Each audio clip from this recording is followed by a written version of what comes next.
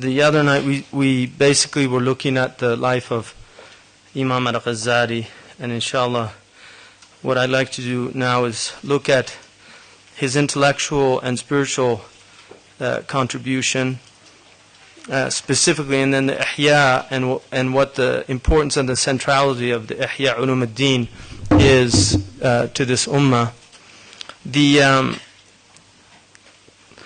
The first thing is that Imam al-Ghazali's life is clearly two distinct parts, or you could put it into three. His education, which goes up to about the age of 27, and then the period that he spent with Nizam al-Mulk in his entourage, and then his appointment in the Nizamiya in Baghdad. So this is the second period. So his primary period, which is his education, which begins, obviously, he's orphaned with his brother Ahmed.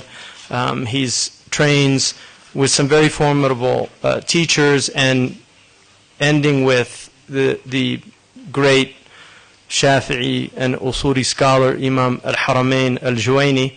And then he goes and impresses the minister of the Seljuks, Nizam al-Mulk, and he eventually is appointed a lecturer and then a head lecturer at the Nizamiya in Baghdad, which is at that time probably the most prestigious university in the world. It would be akin today to being a senior lecturer at Yale or Oxford, something like that. But unlike today, when you have certain people that are well known, like Stephen Hawking is a good example of somebody who has the chair of physics there. I think it's Newton's chair. What's that? Newton's chair. So somebody like Hawkins is a genius in one area. I mean, he might be very educated in a lot of different areas. He probably is. He's probably very well read in literature and things like that, because English intellectuals tend to be. But the area that he has written in and that he's known for is cosmology and physics and higher mathematics. Certainly one of the great intellectual geniuses of the 20th and the 21st century, and recognized as such. It's rare for intellectuals in our age to have that type of celebrity. You have certain intellectuals, public intellectuals, like Noam Chomsky is a good example. And Noam Chomsky is an example of somebody who's a polymath. He's very adept in several different areas, but he's known, and his genius is recognized, particularly in linguistics. People, and in politics, there's a real split. Some people love him and some people hate him. But he's a public intellectual and an activist as well, which is quite unusual for a lot of the public intellectuals. And then you have in our age what I would call intellectual Ronins. And the Ronins were Japanese samurai who lost their feudal lords and in battles, but they survived, and they would go and basically they were like, have sword will travel. They were for hire to people, and they would go and fight for anybody who would pay them, like mercenaries. So we have intellectual Ronins like that, and I think somebody like Christopher Hitchens is a good example of that, who shows some idealism when he was younger. He was a leftist, and then at a certain point makes a complete about-face and is pretty much the highest bidder. Although, I think, to be fair to him, because I don't like to be unfair, and I've read enough of Hitchens, because I actually have read some of the books and enjoyed some of them, but to be fair to him, he does have certain principles that he does stand by. I wouldn't say he was a completely unprincipled person. I don't think that would be fair to him. And I think in his mind, like in the minds of most of us, we have very ingenious ways of justifying our positions and how we present ourselves. And the mind is extraordinarily capable of deluding an individual to such a degree that it's obvious for everybody around him except the person. And that's how amazing delusion and delusional states are. And Imam al-Ghazali has a lot to say about that. So, but it is not usual in our culture right now to have the type of celebrity that Imam al-Ghazali had. The only, I think, analogous type of celebrity would be that of very, very high-profile actors who are also activists and intellectual to whatever degree.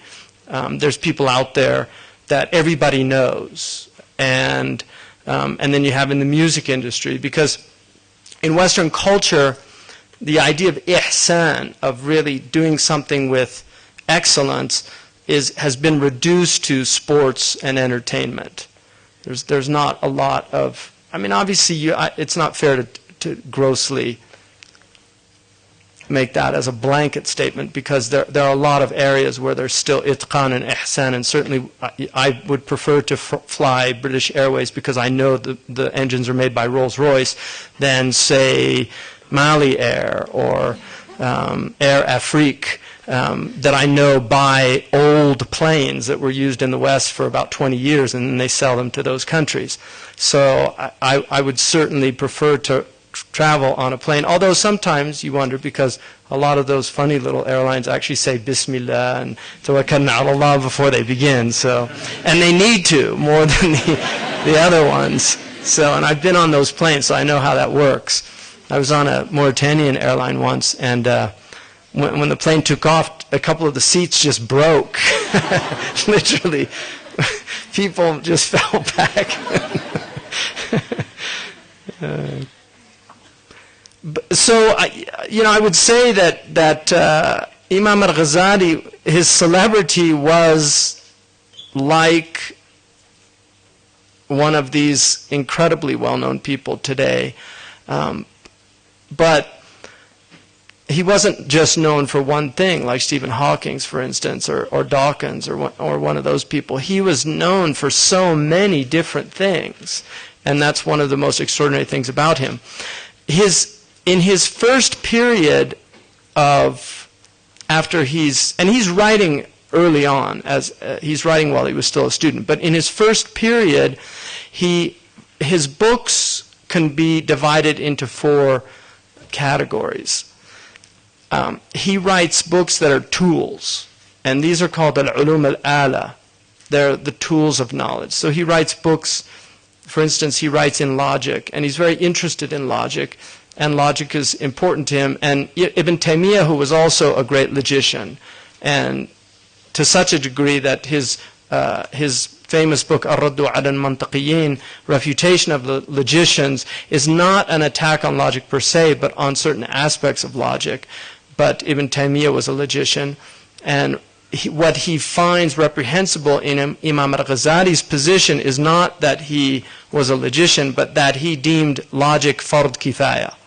He considered logic was one of the necessary sciences for a scholar, especially a mujtahid, to master, and that comes out of the school that he was in, that these were great logicians, Imam al-Juwayni, people like that. And obviously the mutakallimun also, logic became part of ilm al-kalam and syllogisms. But I think what Imam al-Ghazali shows very clearly in his books on logic, that the Qur'an uses reasoning, that there is a lot of reasoning in the Qur'an, and he has a book, Al-Qistas al-Mustaqim, which is the upright standard, is a book of Quranic logic. It is teaching you logic using the syllogisms and the enthymemes in Qur'an. So Imam al-Ghazali argues that this is a Quranic science. It's not simply a Greek science, it's a Quranic science. Aristotle identified logic, but people were not illogical before Aristotle. He just identified certain tools that people were doing naturally in their reasoning. Like Socratic reasoning is using Aristotelian logic, but Aristotle just pointed out what exactly he was doing, and so that other people could do the same thing, not intuitively or inspirationally, but by training. And so he writes books in logic. And then he has books that are designed for fiqh, and usul al-fiqh. So he writes in usul, and his mankhul and the mustasfa are very important usuli books, especially the mustasfa. And then he writes in fiqh itself. So he's a Shafi'i scholar of absolute extraordinary capabilities, and his teacher was one of the great Shafi'i scholars of all time. So he writes al-Basit, al-Wajiz. He writes the Khulasa, which is a very important book in Shafi'i fiqh. And he has his own ijtihadat, so he's not always in agreement with the dominant school, or in kalam for that matter. He's not a pure Ash'ari. He doesn't always agree with the Ash'aris, and he also says things that some of the Ash'aris considered to be too far out, and that was one of the criticisms that some of the people had about him. And then he writes also in the rudud, which are refutations. He was very preoccupied with refuting the esotericists. And the esotericists were batini, they're called the batiniya. And the particular esotericism that was predominant in his time and place was that of the Ismailis. And so he wrote some refutations of the Ismailis, Faisal al-Tafriqa and Mustadhari, and other books, and letters also. And then the other area is the philosophers. And he wrote one book just explaining philosophy, which is almost like philosophy for dummies. It's Maqasid al-Falasifa. And then his famous book, Tahafut al-Falasifa. And in fact, there's a Christian, I don't know, he's an Arab Christian, Antonius Karam, who actually argues that Imam al-Ghazali is the cause of the fall of Islam, and the Arabs, because he destroyed philosophy. And that's not really fair to say that. First of all, you can't put the fall of anything on one individual, certainly not a civilization. But Imam al-Ghazali did not destroy philosophy per se, and there is a strong argument that he is actually a philosopher.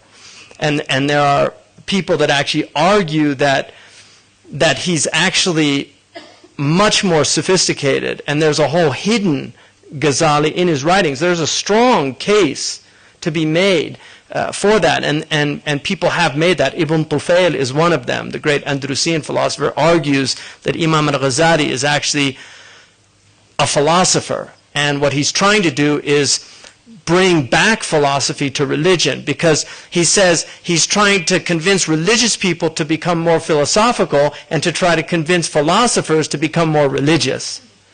That's really his goal. I think there's a strong argument for that. And my own teacher, Shaykh Abdullah bin Bayya, really feels that one of the reasons for so much misunderstanding, confusion, is the loss of the philosophical training, because philosophical training is important. It's central to a civilization. You have to have people that can think philosophically. And some of the most influential people in the West, as you know, are actually trained philosophers, and they have massive impact on how the West thinks. A good example of that is somebody like Joseph Nye.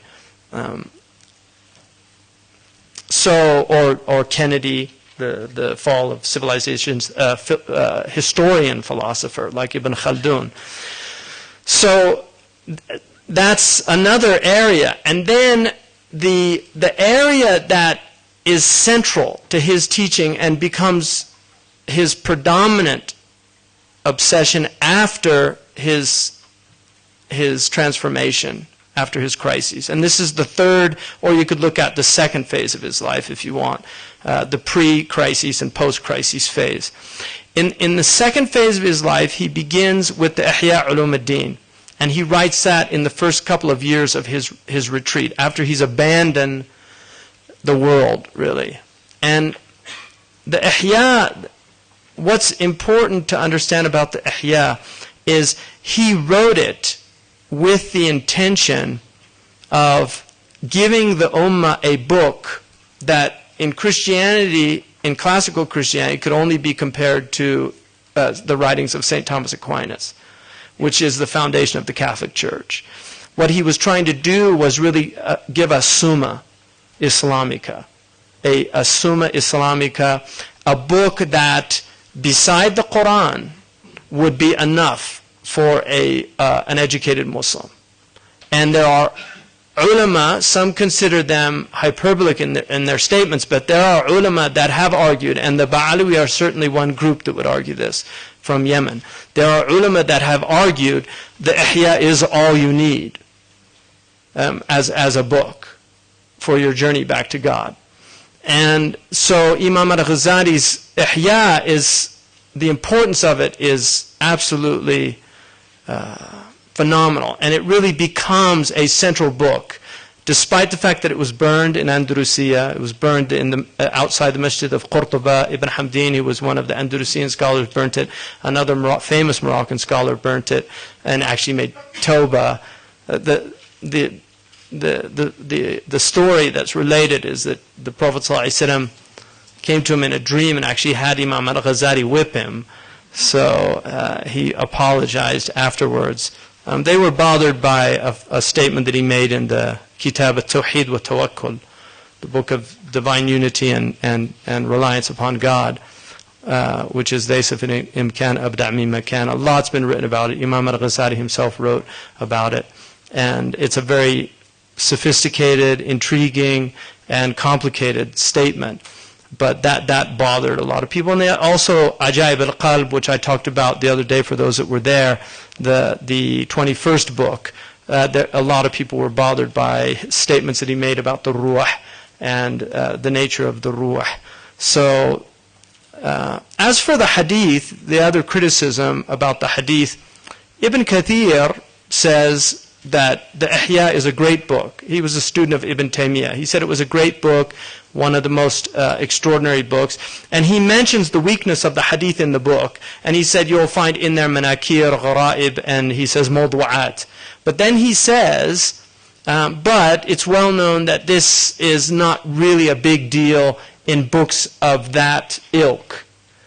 In other words, books of tarbiyah, that aren't books of the ahkam, so to speak, like books of fiqh, the ulama are much easier. In the same way, they're much easier in seerah. Seerah is the weakest form of knowledge in the Islamic tradition. There are many stories in the seerah that some of them don't even have isnad, but they're still told because they engender love in the heart for the Prophet ﷺ, and because they fill in the gaps of the seerah, and they are there, and they were transmitted, and they don't go against anything in the religion. So if a hadith goes against the religion, then clearly it's rejected. But if it's weak, and it's, I've likened it to a D or a C. A D or a C is not thrown out. You don't throw out a D or a C paper. It passes. But it's not an A or a B, so you're not going to use it as your standard or model in a classroom. So Sahih al-Bukhari is A and A+, and Sahih Muslim A and A+, and maybe some A minuses. And then you get into the other hadiths, and you get A's and B's, and then B's and C's, and then you start getting into really weak collections. And a lot of the books of Raghaib or Fada'il, which are the books enticing people to do good deeds and actions, have weak hadiths in them, and that's part of the tradition. So that was not, in the early period, that was not a big deal to a lot of people. And I mentioned also the other day that ulama have said that they were also working with a different set of hadiths. A lot of the hadiths were destroyed.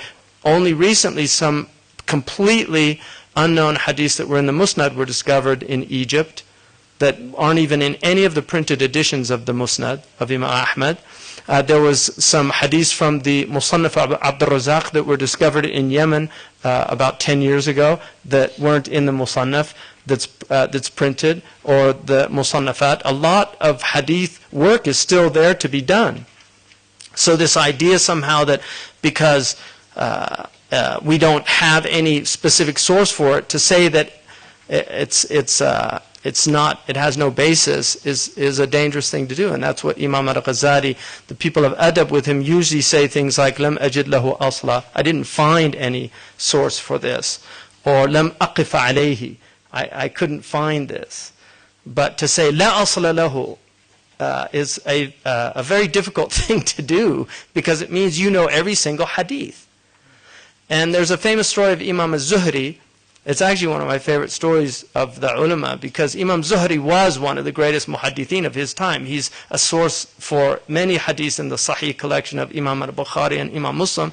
And he was in the masjid in Medina. He was Imam Malik's teacher, but he was in the masjid in Medina, and Qadi Abu Bakr ibn al-Arabi mentions this in his book Aridat al-Ahwadi, which is a sharh of Imam Tirmidhi, in the hadith from Aisha, which is in Tirmidhi, that Aisha said that the Prophet ﷺ, when he used to give the taslim, كان يسلم تسليمة واحدة, that he would go out of his prayer with only one taslima. He would just say Assalamu alaikum.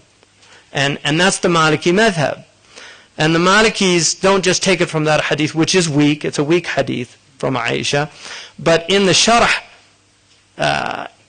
Qadi Abu Bakr wants to prove that it's from the amal of Ahl al-Madinah, which to Malik is mutawatir. It's the highest form of transmission. It's as good as a hadith or a verse in the Qur'an to him, if all the ulama in Medina are agreed upon it. And so Zuhri sees a man give two taslimas. And so when he finishes his prayer, he says, Min ayna laka hatan taslimatan. Where did you get these two taslima from? And he says, he said, عن فلان عن فلان عن ابن مسعود أن رسول الله صلى الله عليه وسلم إذا خرج من صلاته سلم تسليمتين. So he gives him the hadith with the sanad. And as Zuhri looks at him, he says, I've never heard that hadith. And the man says to him, أحط بحديث رسول الله كله. Do you know all the hadiths of the Prophet ﷺ? He said, لا. He said, أحط بثلثي. Do you know 2/3? He said, لا. He said, أحط بنصف. Do you know half of them? He said, نعم. He said, طيب اجعله في النصف الذي لم تحط به. Okay, put it in the half that you don't know. And the nice thing about that story is it said ضحك الزهري, that Imam Zuhri laughed. So he himself was acknowledging that is the case. And Imam Malik, when Al-Mahdi wanted to يحمل الناس على الموطأ, he wanted to force the people to follow the Muwatta, and he said to Imam Malik, I want to make everybody, I'm going to write your book, copy it out, send it to all my governors, and force people to follow what's in it. And Imam Malik said, لا تفعل, don't do that, because the Sahaba تفرقوا في البلاد. They split, they went all over. And he said, people are on what they learned from those people. And so he said, اترك الناس على ما هم عليه. Leave people on what they're on, because if you go trying to force people to do things that they don't know, and leave the things that they know, then you'll cause fitan. And this is one of the great wisdoms of Imam Malik, and this is something a lot of modern Muslims don't seem to understand, that because you don't know something, or that's not the way you do it, doesn't mean that's not the way it can be done. And that's one of the beauties of Islam, and the ways in which Islam preserves hearts and enables people to live together, is that we've always acknowledged ikhtilaf. And Sidi Ahmed Zarruq says that one of the most important things for a Muslim is to know the difference between khilaf and ikhtilaf, to know the difference between opposition and between difference. إذا أخالفك, I oppose you. But إذا اختلف معك, if I differ with you about something, it's a different thing. And the Prophet said, اختلاف أمتي رحمة in al-Bayhaqi. And its meaning is sound, and many proofs for that. Irrespective of what the sanad of the hadith is, the meaning is sound. Umar ibn Abd al-Aziz said, it's a great mercy that اختلفت الصحابة من رحمة الله على هذه الأمة. اختلاف الصحابة is one of the great mercies for this ummah. So the difference of opinion is very important, to allow that. And that there's only one way of doing something is the worst thing that you can do to people. In fact, in the Maliki madhab, if people are following a qawl marjuh, but they've been on it for a long time and it becomes the amal, you don't correct it. You leave them on it. So, in other words, if you have a stronger proof, but they're following something, they've been doing it for a long time, but they have their proof for it, you don't try to force them to do what you think. You just leave them on it. And this is ma jara bihi al-amal, what the amal is. And there are many examples of that where we really have problems that are caused in our community. One of the things, people argue, for instance, about standing, getting up for people. And I don't want people to stand. I don't like it, and that's what I learned from my teachers, and that's the best thing. But in certain cultures, standing is part of their urf. If you go to certain places in Arabia, they get up for the people. If you don't get up, it's an insult. Now, there's these kind of guys that come in that are, mashallah, following the sunnah, exactly as the sunnah is. And they will be going to that majlis, and they'll purposely sit down. And then when people come in, they won't stand up. Now, Imam Ibn Abdul Barr was asked about that, and others. And one of the things that he said, the Prophet ﷺ said, لا تباغضوا ولا, sorry, Izz ibn Abdul Salam was asked about that. And he said that the Prophet ﷺ said, لا تباغضوا ولا تقاطعوا ولا تدابروا. Don't hate one another, don't cut off one another, don't turn away from one another. So unity. That is a wajib. And he said the qiyam in some places is the urf now, and even though the salaf don't do it, if you didn't do it, it would create tabaghud. It would create like animosity and enmity in hearts. People would get angry at you. So he said, it's not even far to say that it's wajib in some places to stand. This is fiqh. This is fiqh. It's understanding. One of the great Maliki scholars from Baghdad, one of the Christian ministers of the Abbasids came into the majlis, and he stood up and astankarahu.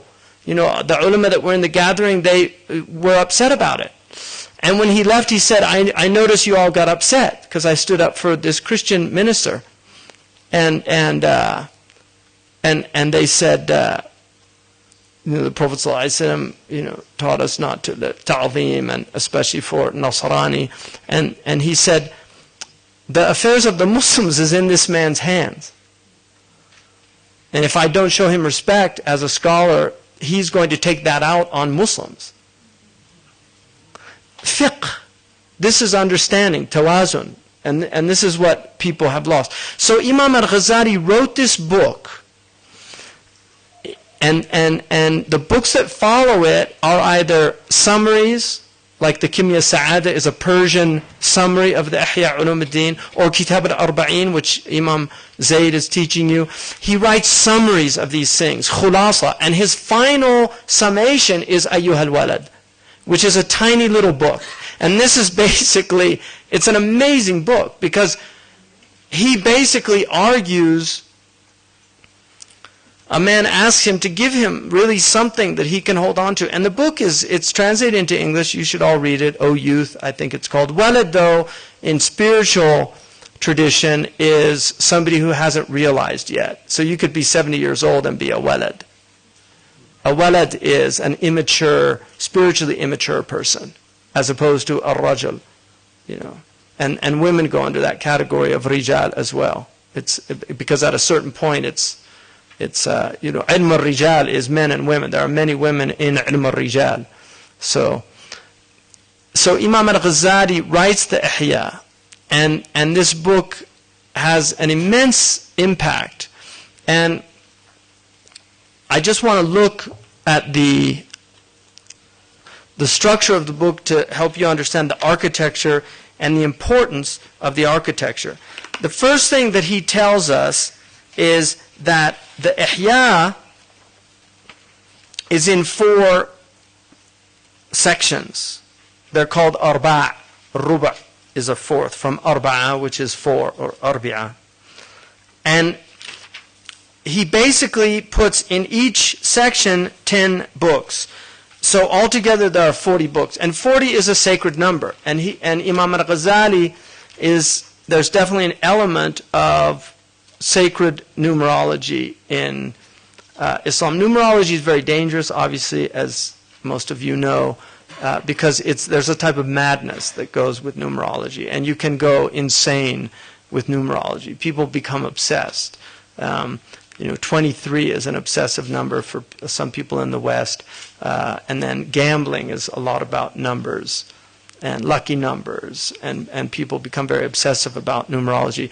But undeniably, 7 is a sacred number. And in reality, all numbers are sacred in that they are part of revelation, that they come from God, our ability to know mathematics. And لِتَعْلَمُوا عَدَدَ السِّنِينَ وَالْحِسَابِ. Allah says one of the reasons that He even gave us the heavens was that we would learn how to reckon and arithmetic. So arithmetic is part of Allah's intention for human beings, and immense good has come out of arithmetic, also immense bad. So harakan mutanatti'un, they perish who go too deeply into things. But 40 is, Musa is promised that he will meet God. He's given 40 days to prepare to meet God in the Qur'an. Tamam al-ribat 40 layla. Al-ribat, ribat is when you go to defend the lands of the Muslims at the borders, and the murabit is one of the great rewards you get for doing that. And there is a hadith that indicates that it's 40 days that you need to go out there to become a murabit, to get the maqam. And the murabit has a high maqam, the fire won't touch him, many things. So tamam al-ribat 40 yawman or layla, 40 yawman. And then that's obviously where you get in Jama'at Tabligh the idea of khuruj for 40 days, right? Because they go out for 40 days. Same idea. Man ashara qawman 40 yawman sara minhum. If you live with the people 40 days, you'll become like them. So 40 is an important number. And he puts he tells us that in the introduction that he's writing this book in order to rectify what he sees as a death that has occurred in the real sciences of the religion. And he divides the sciences into 2 branches, mu'amalat and mukashafat. The mukashafat are things that are ineffable. But he will do something, and I mentioned this earlier, he will do something throughout the Ihya in that he weaves these hints of the mukashafat throughout the Ihya. In some ways, in the ocean of the Ihya, it's like the white whale that will appear every once in a while and then disappear. That's what he does.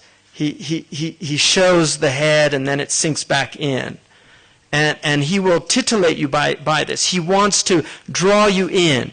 And he will say many times, enough said. I could say more, but let's leave it at this. And he said, if you do what I'm telling you to do, you will see like I have seen. So he will tell you this. And there is arguably a secret narrative in the Ihya that if you study it long enough, that will begin to emerge. I mean, I think that could be argued, that the Ihya does not give its secrets without, in the same way, and not in the same way, but similarly, the Qur'an does not reveal itself without great أَفَلَا يَتَدَبَّرُونَ الْقُرْآنَ أَمْ عَلَى قُلُوبٍ أَقْفَالُهَا لا أقسم بمواقع النجوم وإنه لقسم لو تعلمون عظيم لا يمس إلا المطهرون. Only the purified will penetrate this book. They will be intimate with the book, because it's a same word that can be used for intimate relations with your spouse, that you will not be able to taste or experience this book without being purified. And this is what Imam al-Ghazali is arguing, that if you're willing to do this work, these things will begin to manifest. The Qur'an says that this book is like the stars, the Mawaqi' al-Najum. And Mawaqi' al-Najum in the tafsir are the places of the constellations. It's interesting because you know how many constellations there are? Anybody? Well, you have north and south, but altogether, astronomers, there's 88 official constellations. Now the 85th verse of the 85th surah in the Qur'an is Al-Buruj. It's the only time Buruj is really there. Al-Buruj, the constellations. And the first ayah is 3 words. Right? So it's 85th, first ayah. This is my little istinbat. It's just nukta. It's not, don't take this too far. But it's like little nukta. There's only 3 words in the first verse. وَالسَّمَاءِ ذَاتِ الْبُرُوجِ. The heavens have constellations. Allahu Akbar. So the Quran swears by the Mawaqi' an-Nujum, but also that means the positions of the verses in the Quran. Now we use وَبِالنَّجْمِ هُمْ يَهْتَدُونَ. By the heavens they are guided, by the stars. So the heavens up there are the guide for our outward journey in the land, to our destinations on land and sea. We use the stars. And even, and I mentioned this before, but it's worth mentioning for those who've never heard this story. I was on a British Airways flight to England, and they have that little screen in front of you. It tells you where you are. And I saw the planes over Denver, Colorado. I almost passed out because I was coming from San Francisco going to London. So I ran to the stewardess. I said, we're way off course. And she's like completely panics and literally almost, I think, runs and goes to the telephone, calls the cabin, So she comes back and she says, no, it's okay. The captain said it's all right. So I go sit down. I'm wondering why we're going over Colorado. We should be over Alberta or something in Canada. And so a few minutes later, she comes back and she says, the captain would like to, this is before 9/11 when you could do these things. She said, the captain would like to see you in the cabin. So I go up there and come in. And it was one of those nice big cabins where they had actually a seat. And he says, have a seat. So I sit down. And it was at nighttime. And he says to me, are you a pilot? And I said, no. He said, how did you know we were off course? And I said, well, I know the Great Circle route to Mecca. You go over close to the North Pole, and that's the way generally they travel to England from San Francisco by the Great Circle. So when I saw you're over Colorado, I'm just wondering like what's going on. He said, no, that's true because we actually have 2 routes. And he said in the winter time we go over the North Pole, but in the summertime we go the Loxodromic route, which is a compass route. And he said, although it's longer, there's a jet stream that we get into, so we save time and fuel. So we actually get there faster with less fuel expended. And that's why we're going that way. And so then we had a conversation. And then I asked him, I said, listen, if you lost all the GPS and you lost your bearings, what would you do? And this is a true story. He turned out the lights in the cabin. The cabin went completely dark. And the stars all came out. And he just said, we've always got the stars.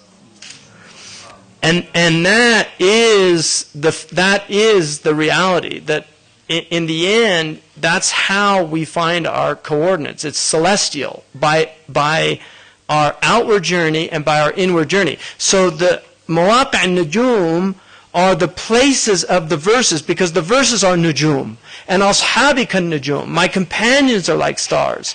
So stars are the things that you guide. They're the lights in the darkness. And so these verses are the things that guide you. But just like the night sky needs constant observation to learn it. You have to go out, and if you go out initially it looks all jumbled. Just like people who look at the Qur'an who aren't used to the Qur'an, they think, what is this book? It's changing order all the time. It's talking about this and it's talking about that. It's jumbled. A lot of Western people, that's their response to the Qur'an. They don't feel that there's patterns. But the more you penetrate the Qur'an, the more the patterns emerge. Just like as you look up into the night sky for the first time, it's just a jumble of stars. There's no patterns. But then suddenly you start, oh, hey, look at that one. That was there last night. And now it's a little different. And if you went out your whole life, you would see, you could work out, just like the ancients. You don't have to do that anymore. You can just study astronomy and learn from the people that went before you, just like a lot of what we can know about the Qur'an has already been done by the astronomers of the Qur'an, who are the mufassirun. They're the ones that went every night. I mean, they were all night with the Qur'an, reading it and thinking about it and reflecting on it, and all these patterns emerged.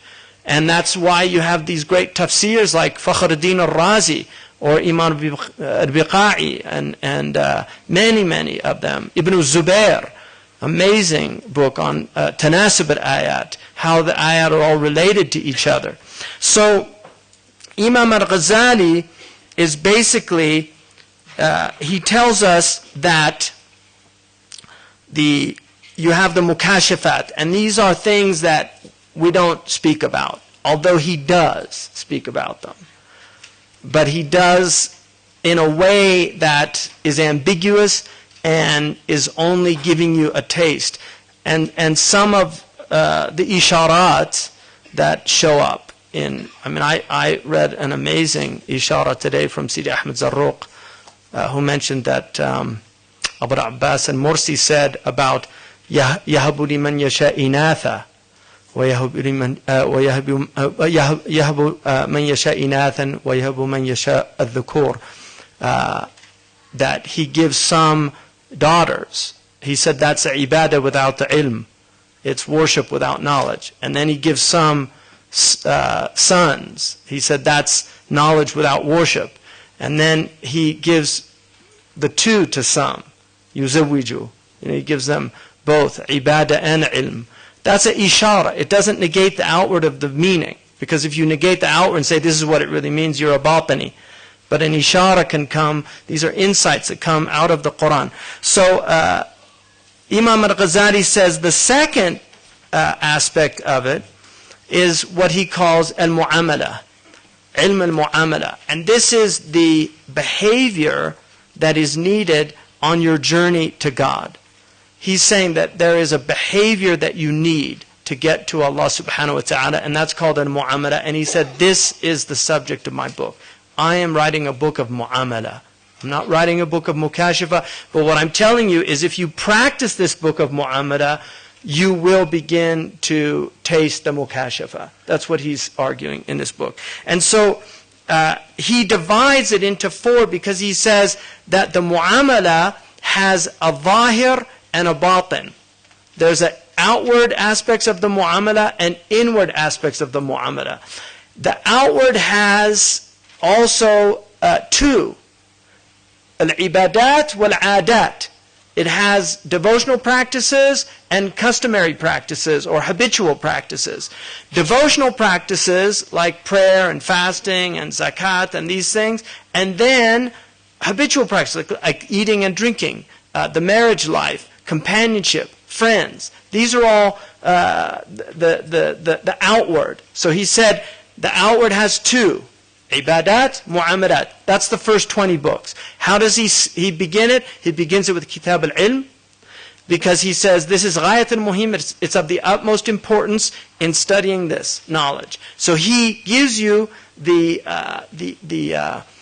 basis in the book of knowledge, and he tells you one of the problems with knowledge is that we have a crisis of understanding because meanings have been changed. Words no longer convey the meanings that they were intended to convey when they were given to us by the Prophet ﷺ or from the Qur'an. The central words that he is disputing are things like fiqh, which he says has been reduced to renting and menstrual cycles and buying and selling. He said that's not what fiqh meant. That's an aspect of fiqh, undeniably. But he's saying that is not the fiqh of the Sahaba. That's not the understanding. He said very few of the Sahaba were fuqaha. They gave this type of fatwa. But all of them were fuqaha of the religion. Because Allah arada bihim khayran. And the Prophet ﷺ said in the Sahih Hadith, Man yuridi Allahu bihi khayran yufaqihu fid din. The one that God wants for good, whoever God wants good for, whoever He wants good for, He gives him fiqh in the religion. Now, all of the Sahaba, God wanted good for them, or they wouldn't have been Sahaba. So they were all fuqaha. But he's saying they weren't all experts in Islamic Sharia. So that can't be the meaning of fiqh at that time. It's a deeper meaning. And this is why the faqih is the one who sees the reality of things. He sees beyond the outward appearances. In fact, the ancient Arabic word faqih was the one that could tell the pregnant sheep amongst the other sheep. So يَسْتَنْبِطُونَهُ is what the fuqaha do. But istinbat is to derive from Istanbit is to find out what's in the batan, what's in the batin, what's in the meaning, the real inner meaning. So what he's saying is, you've killed fiqh. You've turned it into all these rituals and outward practices, and you've made it dry. And you yourselves are dry. And I know because I was one of you. I know exactly how you think. And you all admitted I was the best of you, and now I'm saying it was all the completely wrong path. Everything that I was doing them for the wrong reasons. And he calls these ulama ad-dunya, as opposed to ulama al-akhirah. He says the people that seek stature, the people that seek the outward trappings of this world are those people. And then he says ilm itself has changed, the meaning of ilm, because he said, Ibn Mas'ud said when Sayyidina Ali, when Imam Omar died, the Caliph Omar, he said 9/10 of knowledge went. And they said, what? We still have all these fuqaha? He said, I'm not talking about that knowledge. I'm talking about al-ilmu billah, knowledge of Allah. So he said that was ilm. إِنَّمَا يَخْشَى اللَّهَ مِنْ عِبَادِهِ الْعُلَمَاءِ khashya. He says many ulama of the outward don't have any khashya. You will find, and Shaykh Muhammad al-Sharif can verify this for me because he went to Al-Azhar and he knows. You will find ulama that make jokes with the Qur'an. I've heard it myself. يُنَكِّتْ بِكِتَابِ اللَّهِ. If they had any ounce of khashya or knew what the book of Allah was, they would never do that. But you ask them about ijara, you ask them about shuf'a, you ask them about hayd or istihava or nifas, they'll give you the fatwa. Ask them how many goats you owe if you have so many camels. They'll give you the fatwa, but they don't have khashya. So Allah says the ulama are the people of khashya. The people who have awe. And khashya is not khawf. An average person can have fear. A dog can have fear. You say al-kalb yakhafuni, but you don't say al-kalb yakhshani in Arabic. Because khashya is only with knowledge. So he is arguing, and then tawheed, he says you've reduced tawheed to a series of formulaic, dogmatic principles that you memorize by rote. Yajibu lillahi al-wujud, wal-qidam, wal-baqa. And you memorize these things, and that's tawheed. Or usul al-tawheed. Right? The usul al-arba'a. That's tawheed. Hada muwahid. Because he says Allah is one. He's saying that's not muwahid. That's not what that means. The muwahid is the one who doesn't see the asbab. Yubsir al-khaliqa fi al-marzuqi. It's the one that sees the Creator in the creation. وَيُبْصِرَ الرَّازِقَ فِي الْمَرْزُوقِ. And he sees the provider in the provision. So when he's eating, he sees where the provision comes from. That's tawheed. And that's why, what does he put in his book on tawheed? He puts with it tawakkul. Tawakkul. Trusting. Because when you know God, you trust God. When you have tawheed, you trust God. Look at the dua of the Prophet. وَمِنَ الْيَقِينِ مَا تُهَوِّنُ بِهِ عَلَيَّ مَصَائِبَ الدُّنْيَا. Give me from certainty what will make the tribulations of this world easy for me. So if you have yaqeen, if you have certainty, the tribulations of the world become easy. They're not difficult. But when you don't have certainty, every little thing, إِنَّ الْإِنسَانَ خُلِقَ هَلُوعًا. The human being was created in hala. When the child comes out of the womb, what's the first thing it does? What am I doing here? I want to go back. I want to go back into the womb. It was all warm in there. It was nice. There was a nice beat going. Da-dum, da-dum, da-dum. It was perfect temperature. It had like this amazing food hooked up. Everything it needed was there. Babies dream. They know, the fetus dreams now. They know that. They're in a whole world. We don't know what's going on in there. But they're very happy in there. And when they come out, they're like, this is a mistake. Right? Because it's halak. That's what it is. It's complete anxiety. And then they get pinched according to the hadith. Shaitan comes and, I got you. A new one. Can't wait. Get a little older. Wait till I start showing you my little tricks. Yeah, I'll have you dancing to my tune soon enough. So, anxiety is part of the human condition. The only thing that reduces anxiety, tranquility, is, according to this civilization, not this one here in Turkey, but increasingly, but according to our civilization, where most of it are coming from, is anxiolytics. Right? You take Valium and you take all these nice drugs that just calm you down and, everything, mood-altering drugs. I feel fine. Right? That's what they do. In fact, a lot of people in the West, they say if they start meditating, they have anxiety attacks. Seriously, from meditation. A lot of people, that's the state they're in. It's so bad that if they actually stop and just turn everything off and start just relaxing and breathing, they get anxiety attacks. I need to make a phone call. Where's my iPhone? Turn on the TV, quick. Right? Because it's all outward stimulation that is putting them in these states where they don't have to think about anything. And so that state of anxiety that people find themselves in is only relieved by certainty.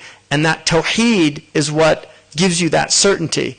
That everything that happens is from Allah. There's nothing to worry about. You're in good hands. The universe is in good hands. Everything is going according to plan. That doesn't mean that you don't change what's wrong and work in the world and try to do what you can, but you do it with that deep knowledge so that it doesn't destroy you. Because so many people out there working and struggling become debilitated, become crestfallen, become cynical. There's so many people that the world makes them cynical. I saw a man with a t-shirt that said, "Losing faith in humanity, one man at a time." That was his t-shirt. Losing faith in humanity, one person at a time. And that's their experience of the world. And so they become cynical.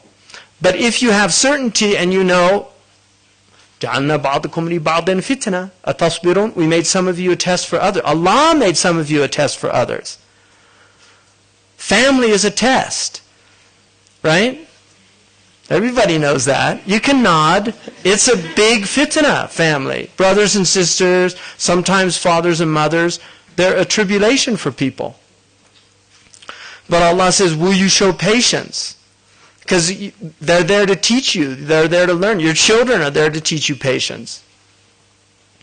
And if you have rahmah, part of rahmah is patience. If you have mercy, you're patient. So he says tawheed is misunderstood. And then he says that in the Kitab al-Ilm, he gives you what he says is the foundation of knowledge, the basis of knowledge. It is things that will prepare you for this immense journey that you're facing. And so he gives you this introduction. And then the next book is Kitab al-Aqa'id.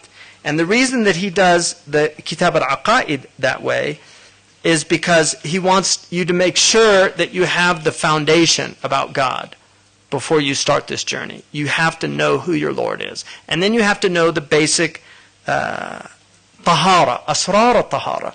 One of the things that, from the secrets of tahara, is the limbs that are heedless with God are the limbs primarily that we do wudu with. So 5 times a day, you do your wudu, or more. Murabat al-Hajj does wudu for people that have been there. Have you been to, has anybody been to, Sidi Yahya's been to Tuwaymarat? Murabat al-Hajj does wudu every prayer. And if you watch him do wudu, you will realize that wudu is ibadah, it's devotion. Most people do wudu as a prerequisite to the prayer. They don't know that wudu is ibadah mustaqillah. It's independent worship. And you can do wudu as a ibadah, just to do wudu. You don't have to do it to do a prayer. And you can do wudu on wudu. Nurun ala nur. You can do wudu on wudu, which means that that it's not wudu itself. Because if you're in wudu, why do it again? If it wasn't something in and of itself. Sidi Ahmed Zarruq says, قدر حضورك في الصلاة على قدر حضورك في الوضوء. The degree of your presence in the prayer is dependent upon the degree of your presence in your wudu. The more present you are in wudu, the more present you are in your prayer. Wudu, we have a nice word in English, by the way. It's not ablution. Ablution I don't like. I don't like the sound of it. But there is an older term called lustrations, which is actually ritual washing. And if you look at the word lustrations, it has the identical meaning of the word wudu. Because wada'a is to make bright. And lustrations is from luster. It's what gives you brightness. So wudu is what makes you bright.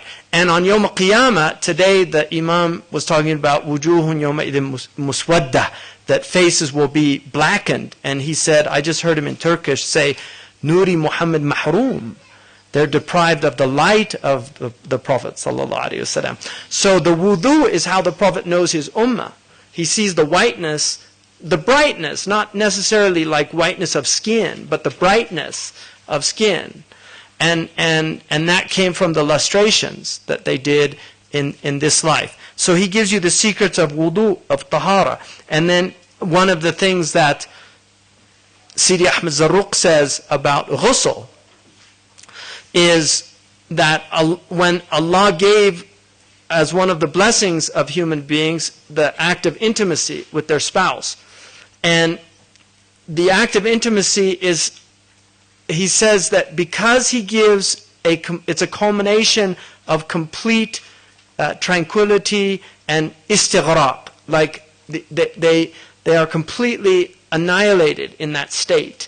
And he said because it's for them, he gives them ghusl immediately after, which is to come back to God. So it's to come back and to remember that it was God that gave you that, if you forgot. For the highest, like in the Fusus, he mentions that it is actually for the arifin one of the highest dhikrs, to be in a state of intimacy. Because they see it on a completely other level. It's not a shahwa. And that's why the Prophet ﷺ, that Imam al-Nawawi in the hadith about fi bud'i ahadikum ajr, in your private parts is a reward. The Imam al-Nawawi says that al-jima'u is that intimacy is beloved to the prophets, that they actually love that. And Imam al-Nawawi says, of all the shahawat, it's the only one that does not harden the heart. Zina will harden the heart. Na'udhu billah. But halal intimacy is the only shahwa that will not harden the heart. The more that you do it, it actually softens the heart. And you can see, like I've seen some of the youth that are overzealous and very hard-hearted in their religion, they need to get married. I mean literally, because they need to have their hearts softened with the intimacy of halal mates and things like that. So he gives you that asrar al-tahara, and then kitab asrar al-salat, the secrets of the prayer. And the prayer, Imam al-Akhbari in his beautiful little treatise on Maliki fiqh has a section where he talks about the light in the prayer, that there is a vast light in your prayer, and don't let shaitan play with you in your prayer and take that light away from you. That there is a light that will illuminate your heart in the prayer. And then he gives you the asrar of zakat, and the asrar of fasting, the mysteries or secrets of fasting, the mysteries or secrets of hajj. And these are all to infuse these these rituals with real meaning, because people, when they understand these meanings, it will give them more desire to do them. Because one of the problems with a lot of Muslims is these become rituals that don't have an effect on them.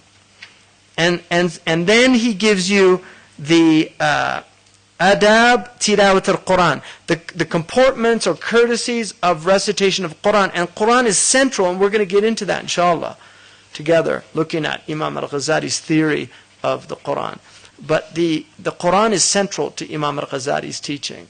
And he puts it here with Kitab al-Adhkar with Da'wat is the next book, the book of Adhkar and Da'wat, the prayers and the litanies that one does, and the Tartib, and then the book of Tartib al-Awrad fir Awqat is getting your times for doing your awrad, because this is very important, is the practice. You have to have a practice. And one of the things that many Muslims, they say, I just never really get anything out of the prayer, and I don't feel anything when I pray, and this. Well, it's because they're not doing anything to prepare for that. That if you're not doing practices to prepare for that, then that's a problem, because you have to learn how to empty your mind, which is called takhliya, the emptying of the mind, because the mind is fettered by nature. The mind is disquieted, it's disturbed. And meditation and dhikr will still the mind. Sakina will give the mind sakina and tranquility.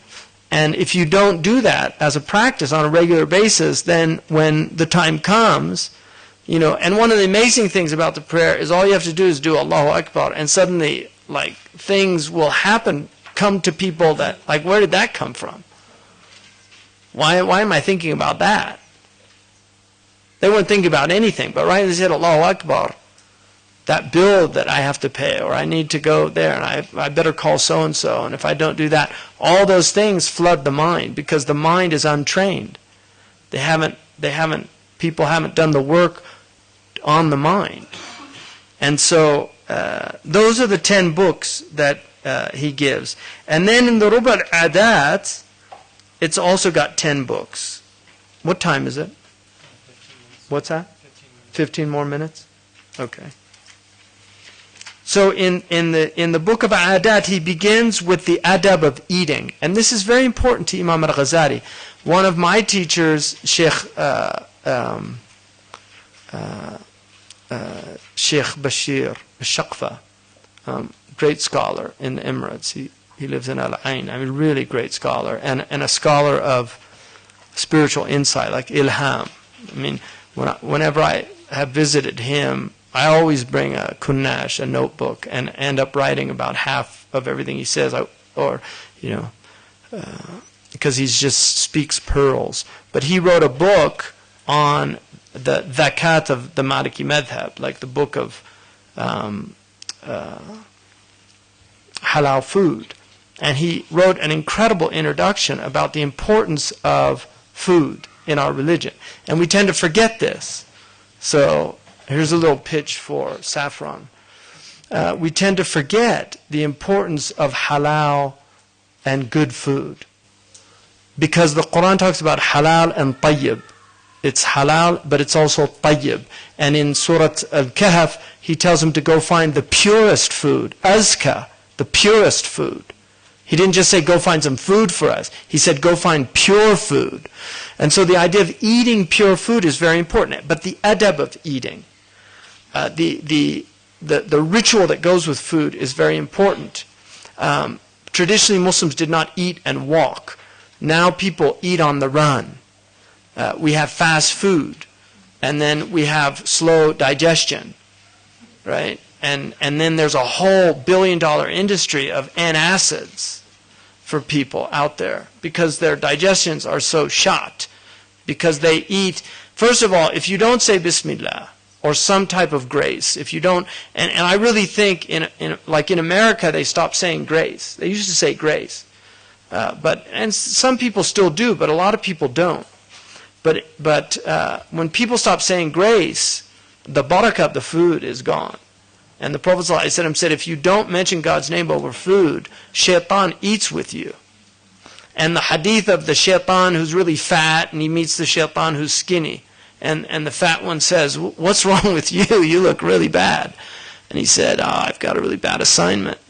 He said, what's up? He said, every time he eats, he says, Bismillah, I'm starving to death.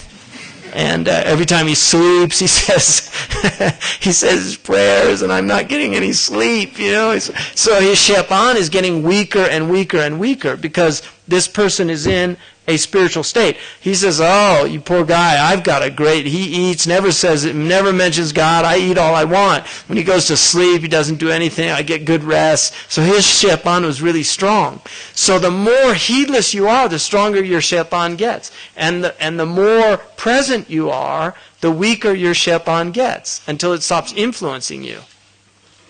And that shaitan, obviously, all those negative things, those negative impulses, because that's what shaitan in the end is. It's just the negativity in the world that is working and flows in our blood, according to the Prophet. He said the shaitan flows in our blood.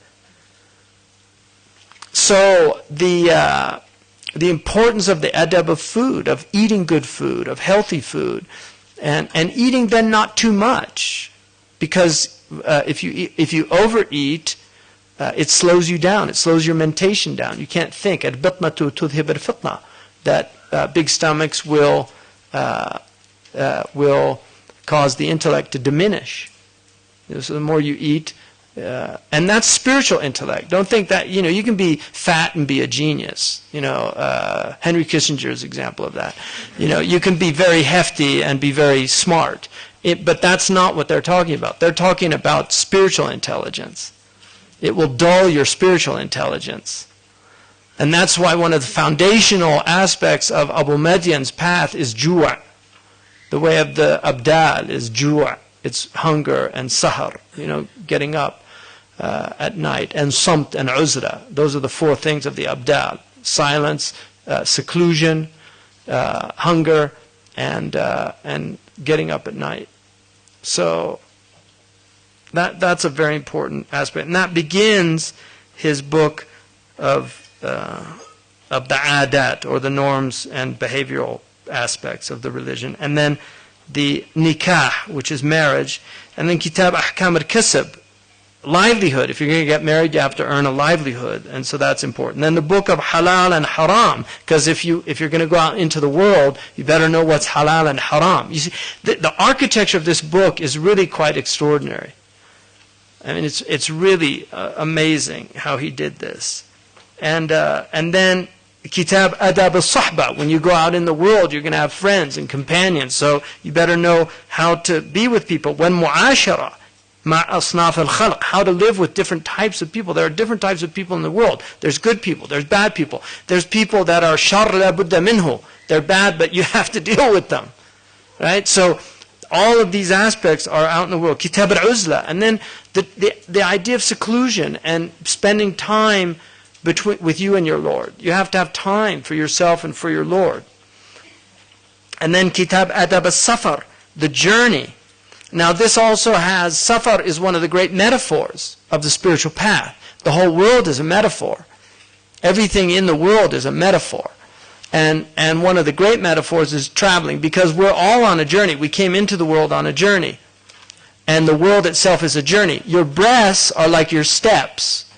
Your days are like the miles. Your weeks are like the farasikh, the 4 miles. And then your months are like the marhala, and then your years, right? You go on this journey. So the longer it gets, and then finally the arrival to the destination is your death. Now, just like in this world, when you go on a journey, you have to have provision. Tazawwadu, right? You have to get provision. So you get your provision.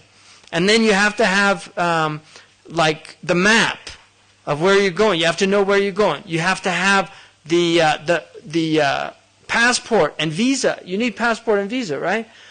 Sahih, in the Musnad of Imam Ahmad, Salman al-Farisi said, no one enters paradise without a passport and a visa. Now, they didn't even have passports in those days. They didn't call them jawaz. Jawaz is a later, but he said, لا يدخل الجنة أحد إلا بجواز من الله مكتوب فيه ادخلوها بسلام آمنين. The visa says, enter my paradise safe and sound. Now also when you go now on travel, you get scanned. Seriously. According to the sound hadith, the kalalib will scan you on the sirat. Before you go into paradise, you have to get scanned. And it checks all your sins.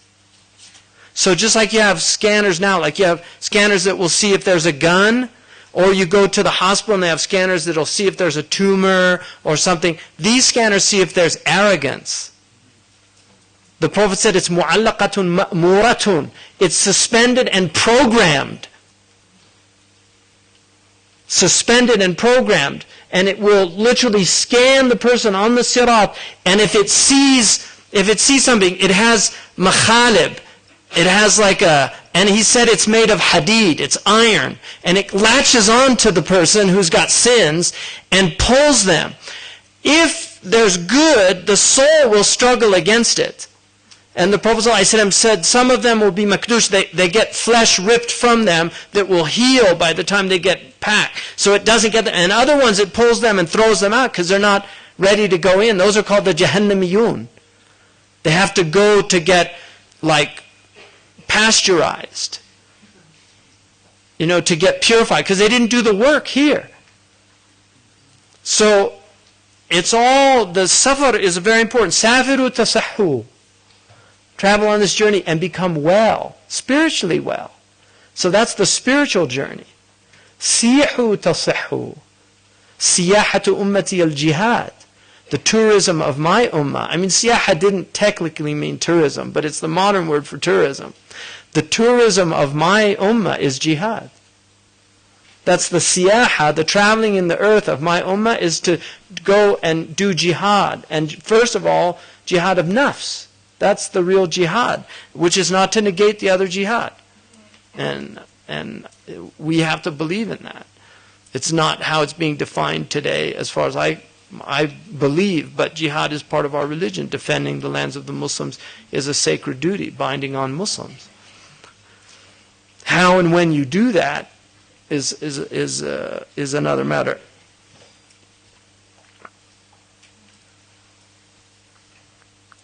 And then he has the book of Sama', which is audition, sacred listening.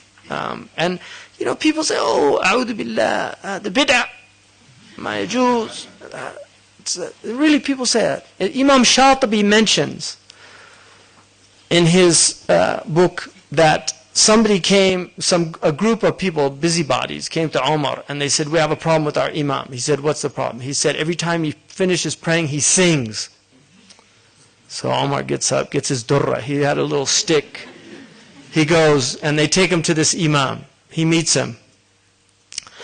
He says, لَقَدْ بَلَغَنِي عَنْكَ أَمْرٌ سَأَنِي. I heard something really troubled me about you.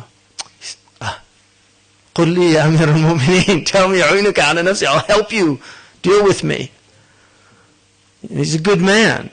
And he said, بَلَغَنِي أَنَّكَ كُلَّمَا صَلَيْتَ غَنَّيْتَ. I heard every time you pray, you sing. So he said, يَا أَمِيرَ الْمُؤْمِنِينَ إِنَّهَا عِبَةٌ عَيْذُ بِهَا نَفْسِي. It's just a little exhortation I like to remind myself with. So he sang a little qasida. So Sayyidina Umar says, أسمعني, let me hear it. إن كان حسنا أشاركك. If it's good, I'll join you. He said, إذا كان شرا نهيتك عنه. But if it's bad, I'm going to tell you not to do it. He said, and then he sang his little qasida, and the matla, the first line was, نفس لا كنت ولا كان الهوى. راقبي فراقب المولى وخافي وهربي. Oh my nafs, my ego, you don't exist, and your hawa doesn't exist. So be present with your Lord and have awe and have this immensity. And Omar said, MashaAllah, and he sang it with him. And then he said, هَكَذَا فَلْيُغَنِّ مَنْ غَنَّى. This is the way whoever sings should sing. Amr ibn al-Aqwa in Sahih Muslim sang for the Sahaba, and the Prophet ﷺ said, Rahimakallah ya Amr. May Allah have mercy on you, ya Amr. in Anjasha, Rifqan bil-Qawarir, Ya Anjasha, Rifqan bil-Qawarir. He used to sing. He was a hadi. You know, the hadi. In fact, Ibn Qayyim al-Jawziyya has a book, Hadi al-Arwah ila Bilad al-Afrah. The singer, Hadi al-Arwah, the singer to the souls, to encourage them to get to the land of joy. That's the title of his book. So this idea, haram ya akhi, ghina is haram. Where did you get that? Show me where. Where? Where did you get that? Taftaruna ala Allah al-kidhib. You know, you're just telling lies on God. Don't leave people alone. Ibn Arabi actually said, لا يقول بالسماع اليوم مسلمون. A Muslim will not say they should do sama' today. And he said, أهل السماع اليوم أهل البطالة وسماعهم لعب ولهو. He said the people of sama' today are the people of batala, like just empty vacuity. And then he said that it's just games and play for them. Sidi Ahmed Zarruq says, هذا يقول هذا الكلام من نفسه لنفسه. He's saying that from his own state about himself. Like if he goes and hears them sing things like, نحن في روضة رسول حضور طالبين الرضا وحسن قبولي. We're in your presence, O Messenger of God, in a complete state of wakefulness. For Ibn Arabi, seeing them singing that, he's saying they're just playing. They're not in that state. They're just saying these things. And that's the truth about sama' for most people. They sing these songs, and the songs have all these meanings, but they don't have they don't affect those people like the people that wrote them or the people that sang them early. But does that mean that they're not allowed to sing them? For tasliyah, for tarwih al-qulub? No, they can do that. Just like you were singing a qasida earlier. There's nothing wrong with that. So that's sama'. And many of the people, the great scholars, permitted it. And then wajd is ecstasy. And then kitab al-amr bil ma'ruf wa nahy an al-munkar. I would like to talk about that, the hisbah, because it's very important. But because time is running out. Kitab adab al-ma'isha wa akhlaq al-nubuwah. And then the adab of livelihood, and then finally akhlaq al-nubuwah. He finishes at book 20, the heart of the Ihya, and I think you're doing that with Imam Tahir. The heart of the book is the akhlaq of the Prophet ﷺ. He makes that the midpoint of the book, because the Prophet is the center of all of this. He's the heart. And then he begins the second section, inshallah I'll talk about that, because I would like to talk about Amr bin Ma'ruf and Nahi an al-Munkar. I'll just finish. I wanted to do a little bit of the Munfarija. The Munfarija is a qasida that was written by Ibn Nahwi, one of the great scholars, great poets, and a scholar. This poem was written for tafrij al-kurub, to get rid of anxieties and tribulations. And interestingly enough, it's actually written, and inshallah we'll see it if we get to go into the throne room of the Ottomans at the Topkapi. It's the poem is written around the throne room of the Caliph, this poem. And this poem is considered mujarrab.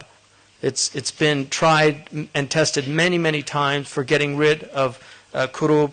The great scholar Shaykh al-Islam. And when you say Shaykh al-Islam, who do you mean first and foremost, primarily? Shaykh Muhammad. Khalas. That's traditionally, if you said Shaykh al-Islam, everybody knew it was Zakaria al-Ansari. Everybody.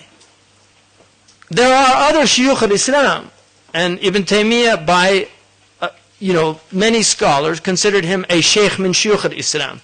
Now he's become Shaykh al-Islam, as if he's the only one that ever existed. But he's a muhtarifi, he's a scholar. There's a lot of difference of opinion about him, like Ibn Arabi, and it's very fitting that the great Sufi scholar Ibn Arabi is a lot of ikhtilaf about him. Ibn Taymiyyah said, I benefited greatly from his books. He says it in the Fatawa. Ibn Arabi has amazing things in his books that you won't find anywhere else. But he said, I've benefited greatly from his books, especially from the Futuhat al-Makkiyah. But he said, but when I read the Fusus, I saw the kufr of the man. And then he goes on and attacks him. Now, Ibn Arabi, anyway, that's a whole other story. I don't want to go there. So this book, this qasida is called Al-Munfarija, which is infiraj. It's getting free from this. It's very beautiful in Arabic, the poem. It's written in a bahar that Al-Khalil did not. It's the 16th bahar. It's called Al-Khabab. And it's Al-Akhfash is the one who identified it.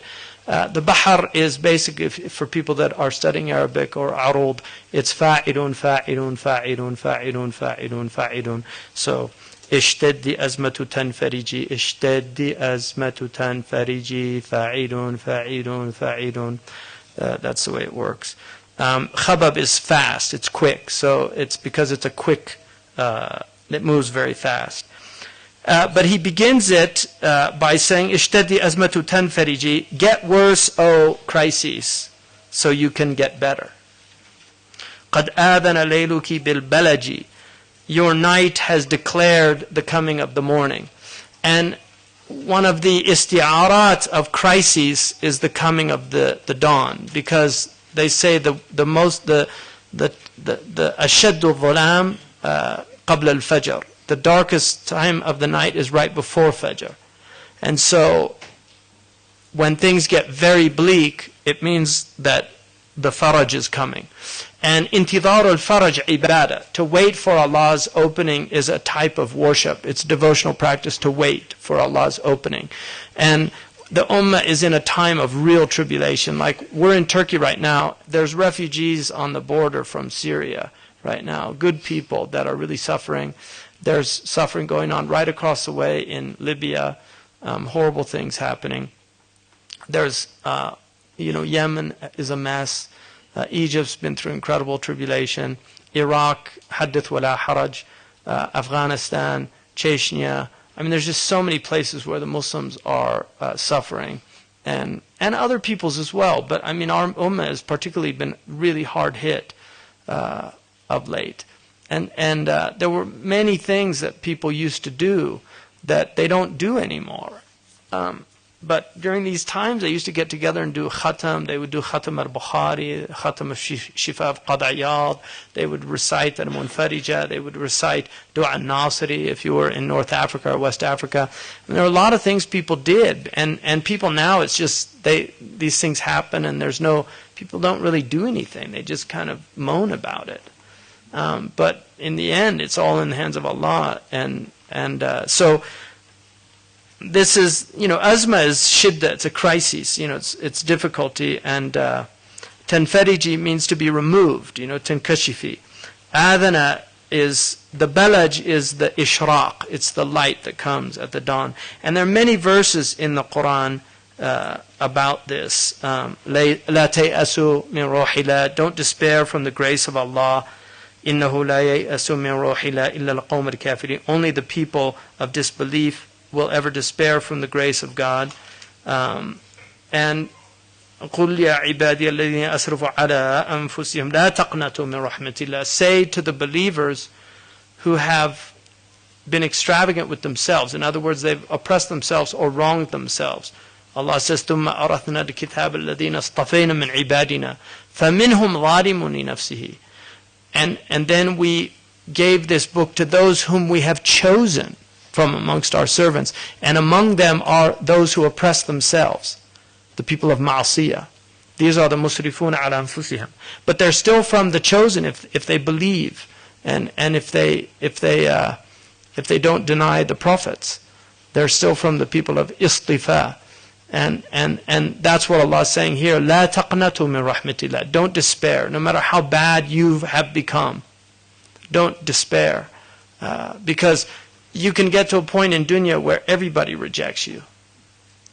That's the nature of dunya. Somebody can become so degraded in this world that everybody rejects them. But Allah will never reject His servant if he turns to Him. Ever. that door is always open. And so,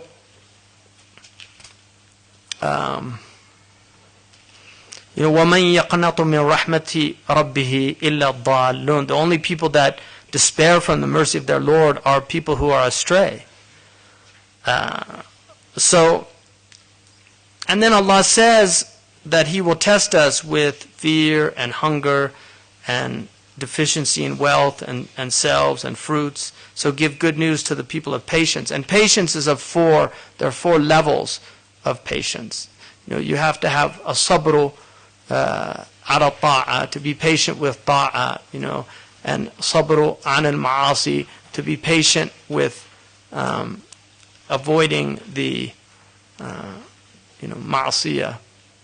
And then also you have to have patience with the shada'id. Patience with, this is rida, contentment. And the Prophet ﷺ said that al-qana'atu kanzun la yafna, contentment is a treasure that's never exhausted. Being content and accepting the decree of Allah subhanahu wa ta'ala, whatever happens. And then also patience in blessings, by using them, for the right things. So, being patient is very important. And so that's how he begins the qasida. اشتدي أزمة تنفرجي قد آذن ليلك بالبلج. So he doesn't really mean get worse, but he's saying that when things get really bad, expect the faraj. And Sahaba used to say that whenever we were in a state of imbisat, we had trepidation because we knew difficulties were coming after it. But whenever we were in a state of difficulty, we felt really good because we knew things were good. It was going to get better after. So it's a different way of looking at things. I remember once, and I'll conclude with this, one of the Mauritanian people, beautiful man, the father of Mukhtar Dambala, he's one of the scholars from Mauritania. But his father is a sheikh from the Hawb. And we were in this thing, there were these flies. And he asked me, do you have flies in America? And I said, we have flies, but within the area I hardly ever see flies. There's no flies where I am. And he said, أعوذ بالله استعجال النعمة. He just thought that was a bad sign. Like dunya should have flies. Because, if it's too much like Jannah here, it might be all you get. Alhamdulillah. اللهم صل وسلم وبارك على سيدنا محمد صلاة تنجينا بها من جميع الآفات وتقضي لنا بها جميع الحاجات وتطهرنا من جميع الآفات. اللهم صل على سيدنا محمد طب القلوب ودوائها وعافية الأبدان وشفائها وقدر الأرواح وغذائها وعلى آله وصحبه وسلم تسليما. سبحان ربك رب العزة عما يصفون وسلام على المرسلين والحمد لله رب العالمين. سبحانك اللهم وبحمدك أشهد أن لا إله إلا أنت أستغفرك وأتوب إليك.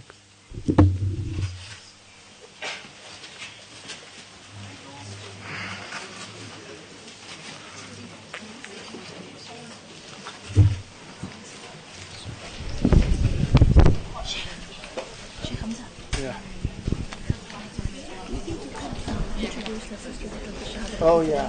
Her name is Madhavik. She's right over there. Yeah, thank you. Yeah.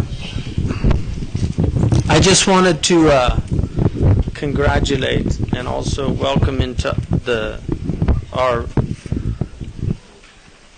Ummah our sister Madhavik here. Madhavik, could you stand up? So people know you. Thank you. She embraced Islam today with us. So Shaykh Abdullah Al-Qadi and myself, and she is with Aqil and his family. She came here from Dubai, and she's originally from Philippines, but she read the Qur'an and read the Sirah of the Prophet ﷺ and wanted to become Muslim. So she said Shahada today. So the sisters, just welcome her, inshallah, and marhaban, welcome. Allahu Akbar. the Prophet ﷺ said, "Jaddidu imanakum biqawlikum la ilaha illallah Muhammad Rasulullah." Renew your faith by saying la ilaha illallah Muhammad Rasulullah. So it's a good thing to renew your faith. Alhamdulillah. Jazakumullah khairan.